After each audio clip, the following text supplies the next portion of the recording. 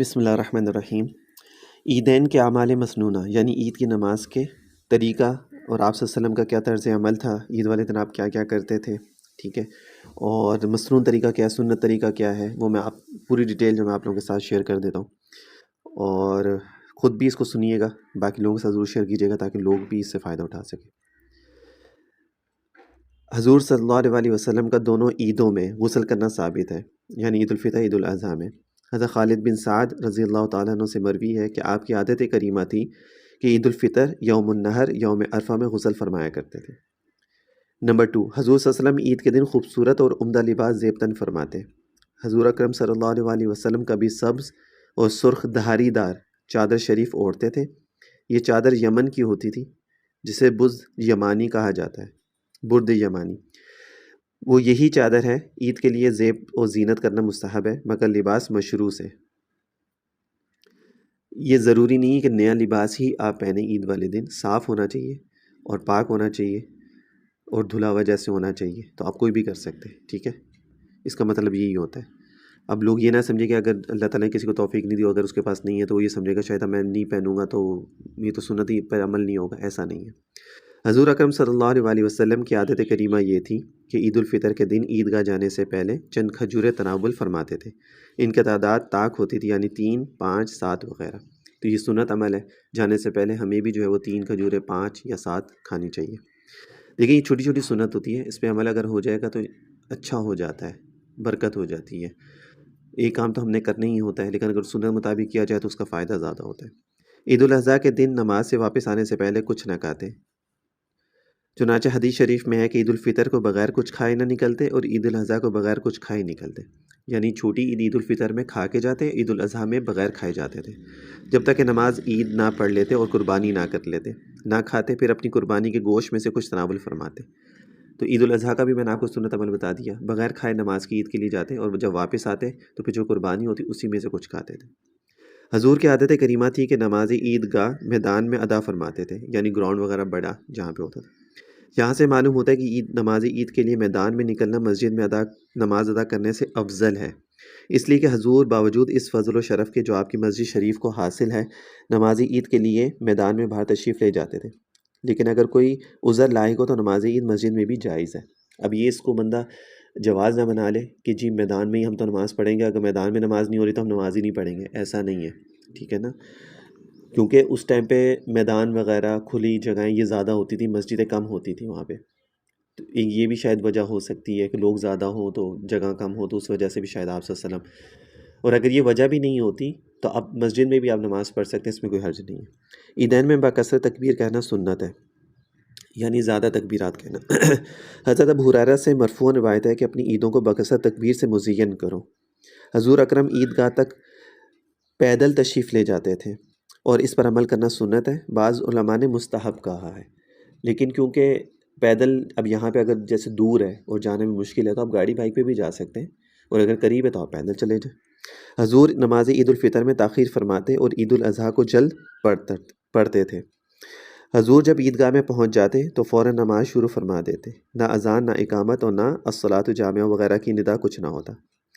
تکبیرات عیدین میں حضور کے عمل میں اختلاف ہے، اور مذہب حنفیہ میں مختار یہ ہے کہ 3 تکبیریں رکعت اول میں قرات سے پہلے، یعنی جو پہلی رکعت ہم عید کی پڑھتے ہیں اس میں قرات سے پہلے یعنی سورۃ الفاتحہ سے پہلے 3 تکبیریں، اور 3 تکبیریں دوسری رکعت میں قرات کے بعد ہیں۔ اب جن کو نماز کے بارے میں نہیں پتہ، بھول جاتے ہیں کیونکہ سال میں ایک دفعہ ہوتی ہے، انسان کے ذہن سے نکل جاتا ہے، تو پہلی رکعت میں سورۃ الفاتحہ سے پہلے 3 تکبیریں ہیں، اور دوسری رکعت میں قرات کے بعد جو ہے سورت کے بعد 3 تکبیریں رکوع میں جانے سے پہلے۔ حضور نماز خطبہ سے پہلے پڑھتے، نماز جو ہے خطبے سے پہلے ہوتی ہے،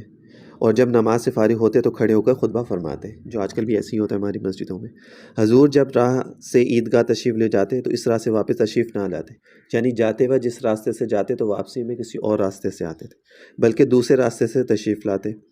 حضرت ابن عمر، یہ سارے میں آپ کو نا احادیث سے ریفرنسز دے رہا ہوں، تو اگر کسی کو کسی چیز میں ڈاؤٹ ہو تو مجھ سے بعد میں پوچھ سکتے ہیں، میں اس کو ریفرنس دے دوں گا۔ حضرت ابن عمر اتباع سنت کی شدت کے باعث طلوع شمس سے گھر سے نہ نکلتے، اور گھر سے نکلتے عیدگاہ تک تکبیر کہتے رہتے، یعنی اتنا سنت کے اوپر عمل کرتے تھے حضرت ابن عمر رضی اللہ تعالیٰ عنہ، حضرت عمر رضی اللہ تعالیٰ کے جو بیٹے تھے، کہ وہ سنت ان کی جو ہے نا وہ رہ نہ جائے، تو وہ سورج کے نکلنے سے پہلے گھر سے نہ نکلتے تھے، ٹھیک ہے نا، جو آپ صلی اللہ علیہ وسلم کا جیسے سنت عمل تھا۔ آپ اور آپ کے صحابہ جب عیدگاہ میں پہنچتے تو نماز عید سے قبل کوئی نفل وغیرہ نماز نہ پڑھتے تھے اور نہ بعد میں پڑھتے، اور خطبہ سے پہلے نماز شروع کرتے۔ اس طرح آپ عیدگاہ میں صرف 2 رکعتیں ادا کرتے، یعنی پہلے اور بعد میں کوئی نماز نہیں، صرف سیدھا جائیں مسجد میں اور نماز عید پڑھیں اور واپس آ جائیں، نہ کوئی اذان، نہ اقامت، نہ کچھ اور۔ پہلی رکعت میں تکبیریں ختم فرما لیتے تو قرات شروع فرماتے، یعنی پہلی رکعت میں سورۃ الفاتحہ سے پہلے 3 تکبیریں، اور سورۃ الفاتحہ اس کے بعد سورۃ القاف والقرآن المجید 1 رکعت میں پڑھتے۔ اب یہ سنت عمل بتا رہا ہوں، اب جس کو اگر نہیں ہے، یہ تو لمبی صورت ہے، تقریباً 2.5 پیجز کی صورت ہے سورۃ القاف جو ہے، لیکن اگر کوئی عام دوسری صورت بھی پڑھ لے گا تو حرج نہیں ہے، لیکن یہ سنت عمل ہے۔ اور دوسری رکعت میں اقتربات الساعۃ وانشق القمر پڑھتے تھے۔ بسا اوقات آپ 2 رکعتوں میں سبح اسم ربک الاعلی بھی پڑھتے تھے اور هل اتاک حدیث الغاشیہ بھی پڑھتے تھے، ٹھیک ہے، لیکن یہ صورتیں متعین نہیں، دوسری بھی پڑھی جا سکتی ہیں۔ اچھا، آپ صلی اللہ علیہ وسلم جب نماز پوری فرما لیتے تو فارغ ہونے کے بعد لوگوں کے مقابل کھڑے ہو جاتے، لوگ صفوں میں بیٹھے ہوتے تو آپ ان کے سامنے واعظ کہتے، وصیت کرتے اور امر نہیں فرماتے، یعنی برائی سے روکنے کا کہتے، اور اگر لشکر بھیجنا چاہتے تو اسی وقت بھیجتے، یا کسی بات کا حکم کرنا ہوتا تو حکم فرماتے۔ عیدگاہ میں کوئی ممبر نہ تھا جس پر چڑھ کر واعظ فرماتے ہوں، نہ مدینے کا ممبر یہاں لایا جاتا، بلکہ آپ زمین پر کھڑے ہو کر تقریر فرماتے تھے، کوئی اونچی جگہ نہیں بنائی ہوئی تھی، اب ویسے ہی بس کھڑے ہوتے اور وہیں سے ہی لوگوں کو واعظ فرماتے تھے، اور اگر کوئی وصیت فرمانی ہوتی، کوئی بات کہنی ہوتی، کوئی حکم فرمانا ہوتا تو وہ بھی اسی مجمع میں آپ فرما دیتے، اور اگر کوئی لشکر بھیجنا ہوتا تو وہ بھی اسی میں کر دیتے۔ نیز مروی ہے کہ آپ صلی اللہ علیہ وسلم عرفہ کے دن 9ویں تاریخ فجر کی نماز سے لے کر ایام تشریق کے آخری دن 13ویں تاریخ کی نماز عصر تک اس طرح تکبیر کہتے، یہ عید الاضحیٰ سے اس کا ریلیٹ ہے، ٹھیک ہے، اللہ اکبر لا الہ الا اللہ واللہ اکبر وللہ الحمد۔ اچھا، نماز اس طرح شروع کریں کہ قبلے کی طرف منہ کر کے امام کی ابتدا میں اللہ اکبر کہتے ہوئے، اب یہاں سے میں آپ کو نماز کا طریقہ بتا رہا ہوں، ٹھیک ہے، رفع یدین کریں اور ہاتھ باندھ لیں پہلی رکعت میں، یعنی جو عام نماز کی طرح نیت کی، اس کے بعد اللہ اکبر کہا اور ہاتھ باندھ لیا، پھر سبحانک اللہم پڑھ لیں جو ثنا ہم لوگ پڑھتے ہیں، پڑھنے کے بعد قرات سے پہلے ہاتھ کانوں تک اٹھا کر تکبیر کہیں اور ہاتھ چھوڑ دیں، یعنی پہلی تکبیر جو میں نے آپ کو کہا پہلی رکعت میں سورۃ فاتحہ سے پہلے 3 تکبیریں، یہ وہ ہے، ایک تکبیر کہی ہاتھ چھوڑ دیں، دوسری بار بھی کانوں تک ہاتھ اٹھا کے تکبیر کہیں اور ہاتھ چھوڑ دیں، تیسری بار بھی اسی طرح ہاتھ اٹھا کے تکبیر کہیں اور پھر ہاتھ باندھ لیں اور قرات شروع کریں، باقی پوری رکعت تمام نمازوں کی طرح ادا کریں۔ دوسری رکعت میں سورۃ الفاتحہ اور قرات کے بعد امام کی ابتدا میں 3 تکبیروں کے ساتھ رفع یدین کریں، دوسری رکعت میں سورۃ الفاتحہ سورہ پڑھنے کے بعد پھر 3 اور ہاتھ چھوڑ دیں، چوتھی بار جب امام اللہ اکبر کہے تو تکبیر کے ساتھ رکوع میں چلے جائیں۔ اس میں لوگ کنفیوز ہو جاتے ہیں، اس لیے میں نے کہا میں آپ کو یہ چیز بھی شیئر کر دوں۔ اس کے بعد باقی نماز عام نمازوں کی طرح پوری کریں۔ عید کی نماز بغیر اذان و اقامت کے صرف 2 رکعت ہے۔ عیدگاہ میں نماز سے پہلے یا بعد میں نفلوں کا پڑھنا منع ہے، اور نماز عید سے پہلے گھر پر بھی جس کی نماز با جماعت فوت ہو جائے اور اکیلا نماز عید نہیں پڑھ سکتا، اس کے لیے جماعت شرط ہے۔